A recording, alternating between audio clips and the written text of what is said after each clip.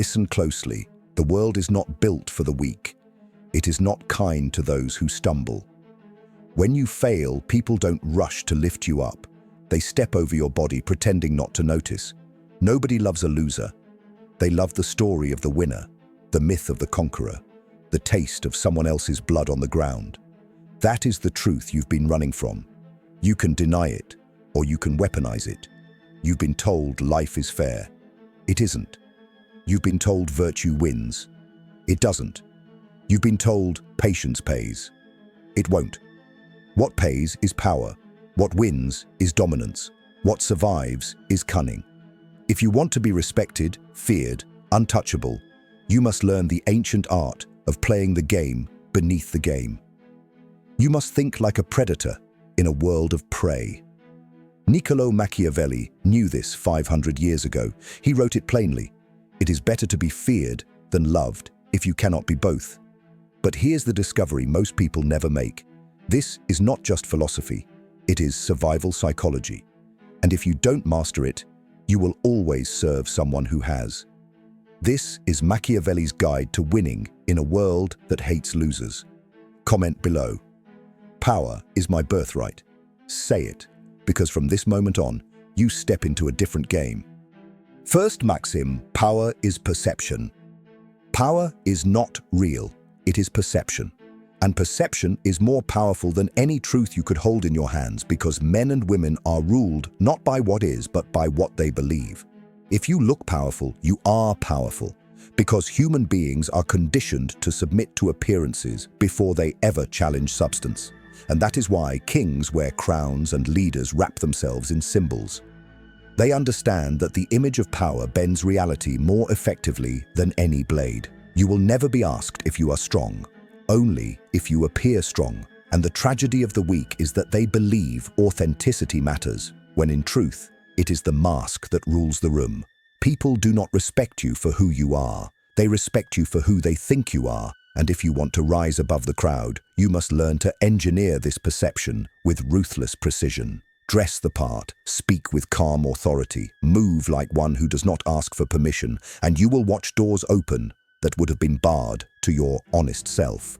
Do not confuse this with fraud. It is strategy, it is survival, it is the game that every powerful man has played since the dawn of civilization. Machiavelli wrote that men judge more by the eye than the hand, and he was right, because most are too lazy to search for truth beneath the surface. They stop at the image and submit. If you fail to control your perception, others will define it for you, and they will reduce you to something smaller, weaker, forgettable. Understand this.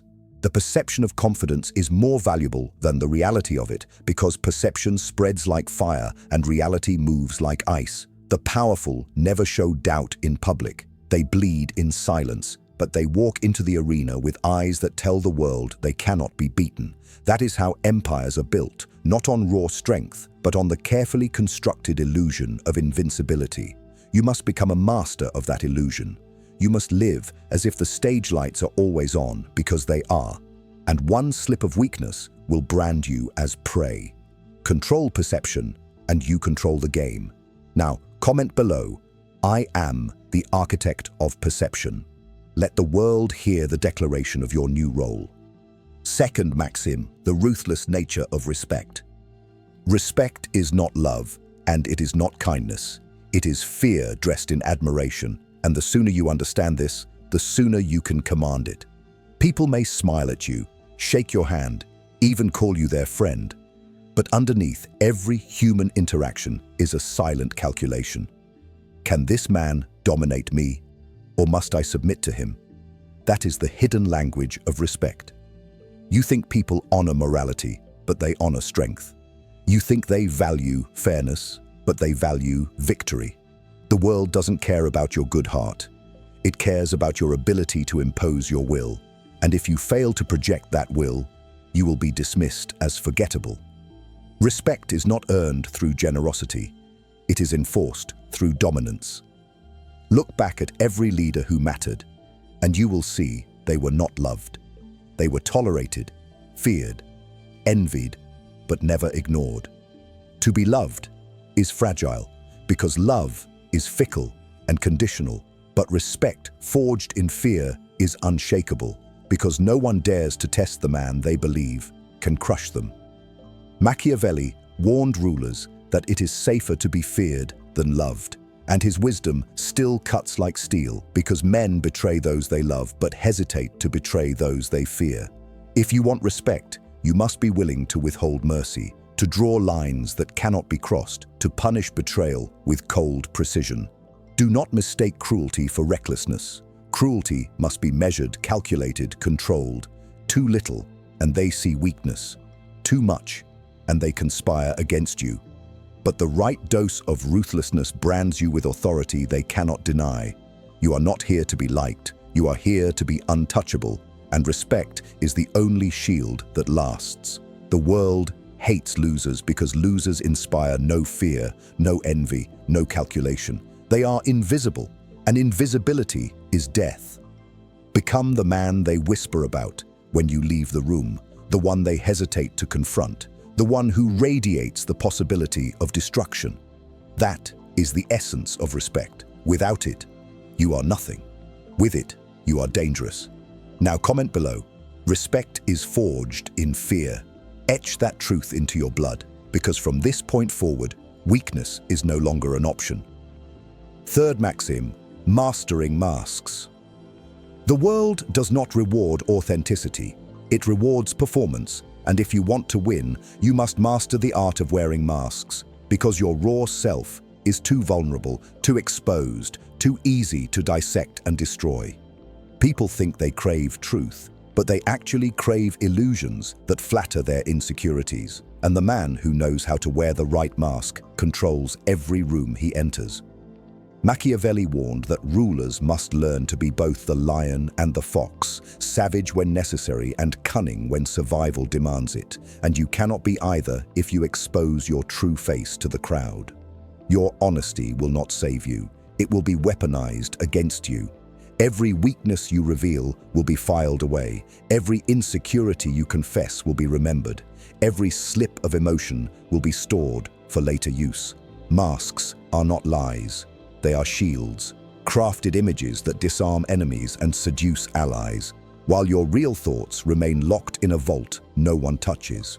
To the weak, masks feel dishonest. To the powerful, they are essential.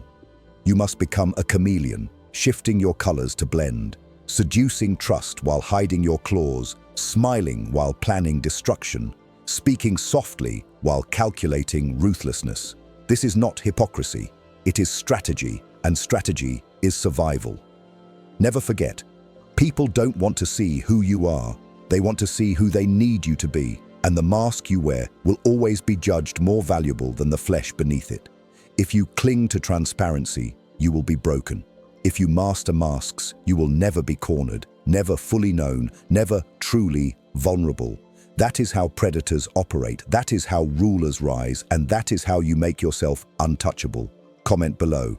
My mask is my power, because once you understand that truth, you stop living like prey and start moving like a strategist who cannot be read, cannot be caught, and cannot be destroyed.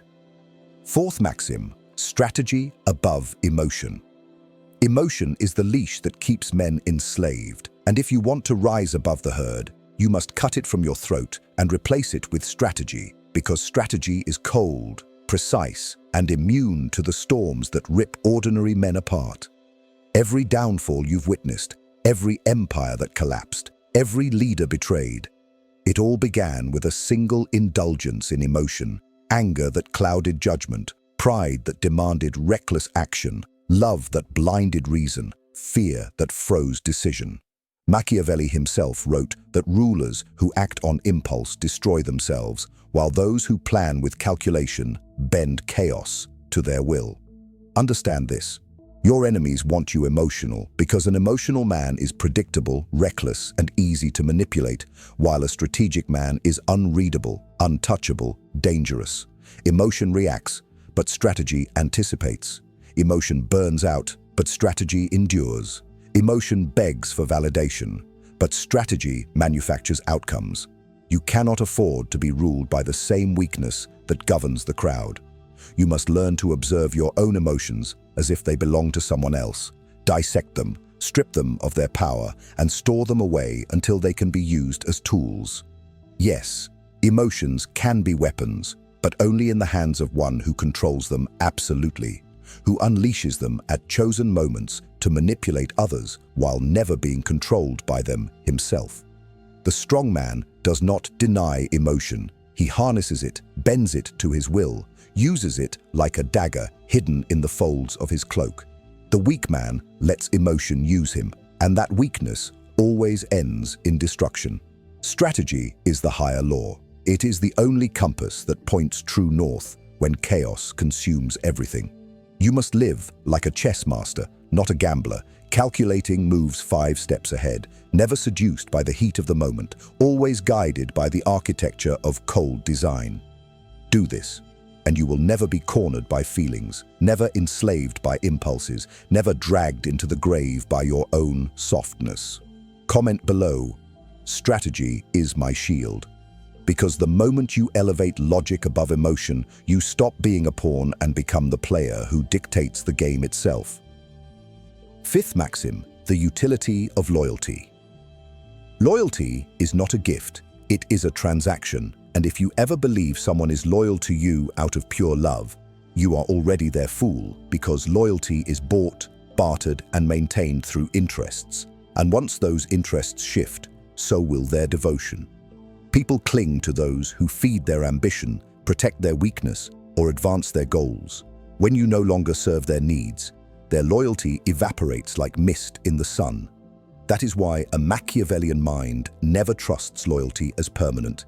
It is always conditional, always temporary, always tethered to benefit.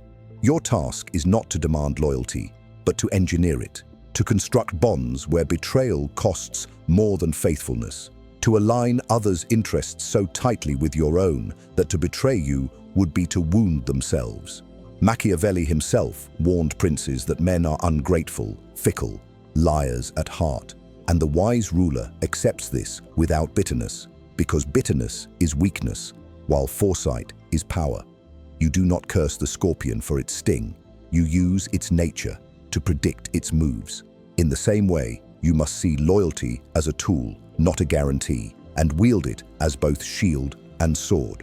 Reward it publicly to inspire imitation, punish betrayal brutally to terrify hesitation, and always ensure that no man can walk away from you without paying a price.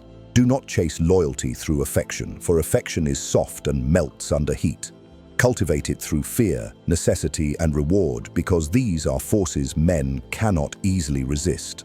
The wise man builds systems where loyalty is less about choice and more about survival, where allies need you more than you need them, and enemies understand betrayal brings swift annihilation. This is how rulers bind courts, how generals bind armies, how predators bind their pack. You must be ruthless enough to discard those who prove false and cold enough to never beg for their return, because loyalty that is begged for is already broken. Respect it when you find it, but never depend on it blindly. For dependence is chains, and chains belong to slaves. Instead, use loyalty as leverage, as architecture, as weapon. Comment below, I command loyalty, I do not beg for it. Say it, because from this moment forward, you stop chasing devotion and start designing it. Sixth maxim, controlled cruelty. Mercy is romanticized, cruelty is demonized, but the truth is this. Cruelty, when controlled and applied with precision, preserves order more effectively than any kindness ever could, because fear is a stronger chain than gratitude, and men respect consequences more than they respect compassion. Machiavelli wrote that injuries should be inflicted all at once, swiftly and decisively, while benefits should be dispensed slowly, because cruelty executed with timing leaves no space for rebellion, while scattered leniency invites exploitation. You must understand that people do not remember the details of justice, they remember the weight of punishment. And when you strike, you must strike in such a way that no one doubts your willingness to do it again. Controlled cruelty is not sadism, it is not chaos, it is strategy, a calculated demonstration of power that prevents larger bloodshed by instilling fear in advance. The general who punishes one deserter publicly may save the lives of 1,000 soldiers, because discipline enforced through fear keeps the entire machine intact. The ruler who crushes a traitor swiftly secures the loyalty of everyone else, because they learn that betrayal is suicide. Do not delude yourself into thinking mercy will buy you security. It won't, because mercy is mistaken for weakness, and weakness is an invitation to predators. You must learn to wield cruelty like a surgeon wields a scalpel, cutting deep enough to send a message, but not so wild that it consumes your strength. Strike rarely, but when you strike, strike with finality, and let the echo of that act carry further than your voice ever could. People forgive cruelty faster than weakness because cruelty earns respect, while weakness earns contempt. And respect, even born of fear, is the foundation of stability. The man who hesitates to punish is devoured, while the man who punishes with precision is obeyed. Understand this. Cruelty is not about pleasure, it is about necessity, and when you master it, you gain the most dangerous weapon of all, predictable fear in those around you. Comment below. My cruelty is controlled, my power absolute. Write it, because from this point on, you will never apologize for doing what is necessary to protect your throne. Seventh maxim, manipulating desire. Every human being is a slave, and the chains that bind them are their desires, because desire is the most predictable form of weakness, the itch that never stops burning, the hunger that never disappears, and the Machiavellian mind does not fight against this fact. It weaponizes it, because if you know what a man craves, you own him more completely than if you held a blade to his throat. Men will risk their reputation, their fortune, even their life for the fulfillment of desire, and they will convince themselves it was their choice all along, never realizing someone else engineered the path that led them there. This is why power is not about brute force. It is about psychological gravity, the ability to pull people toward you by dangling the bait they already yearn for. You must study people with clinical detachment, strip away their words, their masks, their posturing, and dig into the root of their hunger: money, validation, control, sex, revenge, belonging, immortality, whatever it is, that is the lever you pull.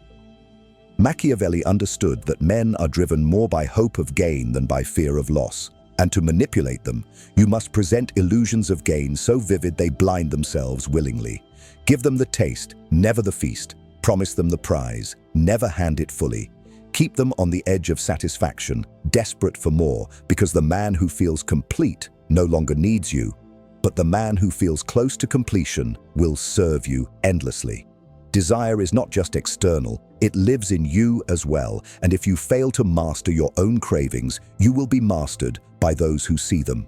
The disciplined man is untouchable because he starves his impulses and feasts on strategy, while the weak man is predictable because his appetite writes his destiny. Do not think only of obvious desires, because the most dangerous are subtle: status, recognition, being seen as virtuous, and the manipulator exploits these just as easily as lust or greed. That is why the most powerful always appear as givers, but secretly they are feeding the exact hunger that keeps others tethered to them like cattle to a trough. You want to control a crowd? Feed their illusions. You want to control an individual? Feed their secret hunger. You want to control yourself? Kill the desires that make you vulnerable, until all that remains is cold ambition wrapped in iron discipline. This is not cruelty, it is architecture, the design of invisible chains, the construction of a world where every man dances to the tune you composed. And when they finally look up to you, wondering why they cannot resist, you will know the truth: they never will, that they were never free. Comment below. I command desire, I am never commanded by it. Declare it, because the day you understand this law, you stop chasing illusions and start manufacturing them for everyone else. Eighth maxim, isolation and power. There will come a point when you realize that the higher you climb, the lonelier it becomes, and this truth terrifies most men because they cannot endure the silence of isolation. But isolation is not weakness, it is consolidation. the crucible in which raw ambition hardens into unbreakable steel, because when you walk alone, you are forced to sharpen yourself without distraction, without the noise of lesser men tugging at your focus. Machiavelli warned rulers to avoid depending too heavily on others, for dependency is the chain that binds leaders to the will of their subordinates. And history proves this endlessly. Kings destroyed by advisors they trusted too much. Generals undone by friends they could not let go. Empires poisoned from within by the voices they refused to silence. When you step into isolation, you shed the parasites who cling to you for comfort, the flatterers who drain your strength, the voices of mediocrity that pull you back into the mud, and you are left with only yourself, your discipline, your mind, your resolve. The crowd will call this arrogance. They will whisper that you have lost touch, because they fear the man who needs no validation, the man who does not beg for company, the man who thrives in silence. To be alone and unafraid is one of the highest forms of power because it means you are self-sufficient, and self-sufficiency is the enemy of manipulation. Those who cannot be alone will always trade their freedom for companionship, always compromise their vision for belonging, and in doing so, they forfeit their throne before they ever sit upon it. But understand this: true isolation is not permanent exile, it is controlled withdrawal. A deliberate retreat to strengthen before advancing, to calculate before striking, to rebuild before dominating. The lion does not need the pack to remind him of his nature, and neither do you. Step back when the noise grows loud, vanish when the world expects you to explain yourself. Disappear into your own discipline until you emerge sharper, colder, stronger than before. Do not fear their judgment, because their judgment is irrelevant. They only understand the comfort of the herd, never the power of solitude. You are not meant to be accessible. You are meant to be untouchable. And the more untouchable you become, the more their respect mutates into awe, and their awe into fear. Isolation is not emptiness. It is refinement. It is the moment you stop being one of them and begin ruling above them. Comment below: I thrive in isolation. I rise in silence. Speak it, because once you embrace solitude as fuel instead of prison, you become the one thing they will never comprehend and never control. Ninth maxim: winning by subtraction. Most men think winning is about accumulation, about adding more to themselves, more wealth, more friends, more recognition, more possessions. But the truth is inverted, because real power is won not by addition, but by subtraction. By stripping away everything that dilutes your force until only the essential remains, because power is not measured in what you hold, it is measured in what you can afford to discard. You must understand this clearly. The weak cling to everything, afraid to lose even scraps, while the strong cut without hesitation, carving away people, habits, attachments, even parts of themselves, until they become lean, sharp, efficient, unstoppable. Machiavelli knew that a ruler must always eliminate threats swiftly, never allowing them to fester, and this principle extends beyond politics into your very life. Every useless alliance is a liability. Every distraction is a weapon against you. Every indulgence a hidden chain. Subtraction is the art of discipline turned savage. The discipline to cut ties with those who drain you. The discipline to silence desires that weaken you. The discipline to burn away illusions that comfort you. You are not here to be comfortable. You are here to be powerful. And comfort is the slow poison that rots ambition from within. When you learn to subtract, you discover how little you truly need: your mind, your will, your strategy, and everything else becomes expendable. The crowd will never understand this because they measure life by fullness, by how much they can display to others. But fullness is a mask for fragility, because the more you own, the more owns you. The man who needs everything is a slave, while the man who can walk away from everything is untouchable. Subtraction makes you terrifying, because you cannot be leveraged by the threats that shatter ordinary men. Loss of money, loss of reputation, loss of companionship, loss of comfort. If you have already stripped yourself of dependency, then you are unbreakable, because you have nothing left for them to take. Think of a general cutting away weak divisions to strengthen his core, or a sculptor chipping stone until only the statue remains. That is how you must shape yourself. You cut until the unnecessary is dead, and what is left is pure force. This applies to people as well. Most men surround themselves with parasites who flatter them, with allies who secretly envy them, with so-called friends who only stay for benefit. A Machiavellian man removes them without apology, because he knows every false ally is a future enemy. Every useless friend is a weight dragging him down. He does not fear solitude. He fears the corruption of his circle.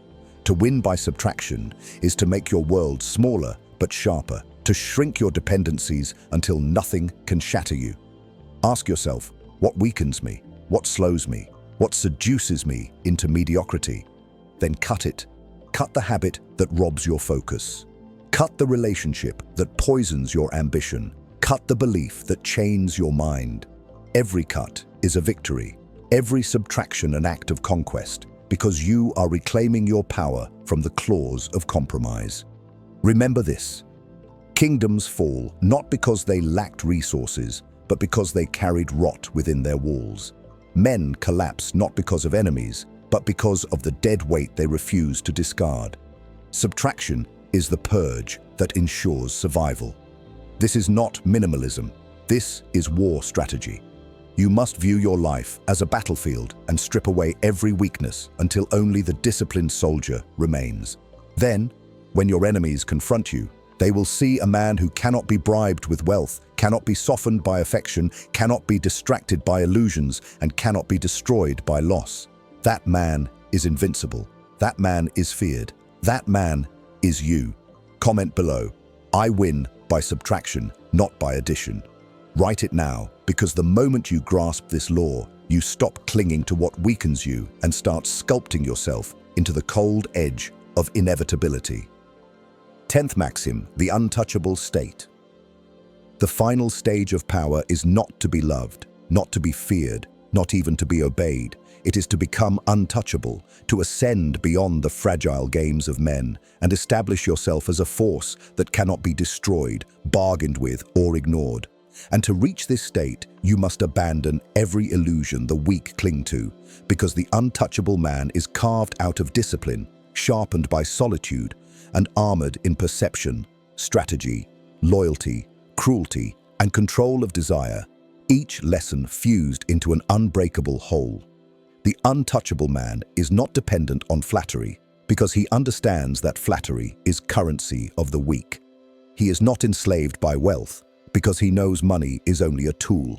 He is not seduced by companionship, because he has already mastered the silence of isolation. He is not softened by love, because he recognizes love as the most seductive of traps. He is not broken by loss, because subtraction has already stripped him of everything non-essential. He is not corrupted by victory, because he sees victory not as an end, but as another move in an endless game. To be untouchable is to no longer be moved by what moves others, and that is why men cannot comprehend you, why they whisper your name in both fear and respect, because they do not understand how a man can walk through fire without flinching, how he can be surrounded by chaos yet remain immovable, how he can be hated yet never destroyed. Machiavelli wrote that fortune controls half of human actions, but the other half is within our power, and the untouchable man seizes that half with ruthless grip, bending circumstance to his will, never gambling, never begging, never waiting for rescue. You must become that man. Imagine yourself stripped of everything you think defines you, your wealth, your friends, your comforts, your reputation, and still standing with the same cold eyes, the same steady will, the same unbreakable posture. That is untouchable. When the world realizes it cannot move you with reward, cannot weaken you with punishment, cannot corrupt you with seduction, cannot destroy you with loss, it has no weapon left, and it bows, not out of love, not even out of fear, but out of recognition of inevitability. That is the highest form of respect, submission to inevitability. The untouchable man does not chase approval because approval is fickle. He does not need defense because he has made himself indestructible. He does not seek dominance, because dominance is already his by default, a natural consequence of his state.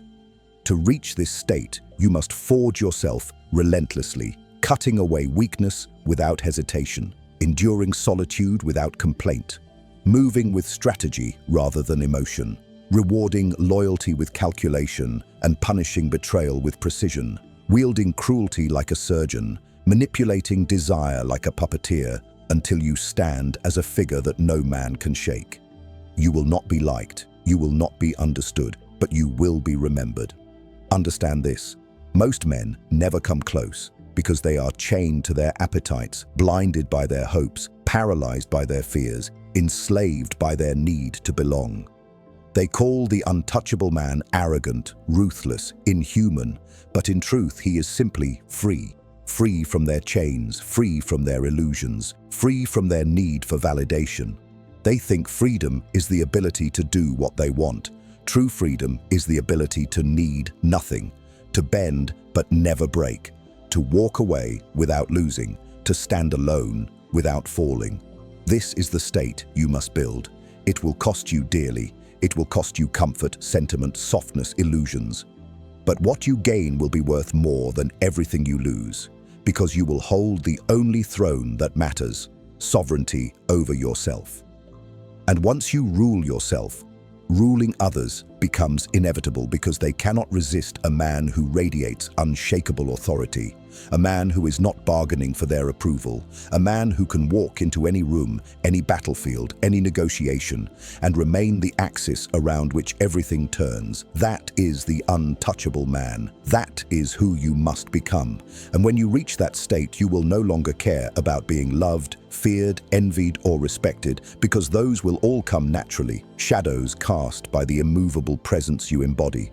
What you will care about is legacy, the mark you etch into the world, the echo of inevitability you leave behind, the silent weight of your existence that bends men long after you are gone.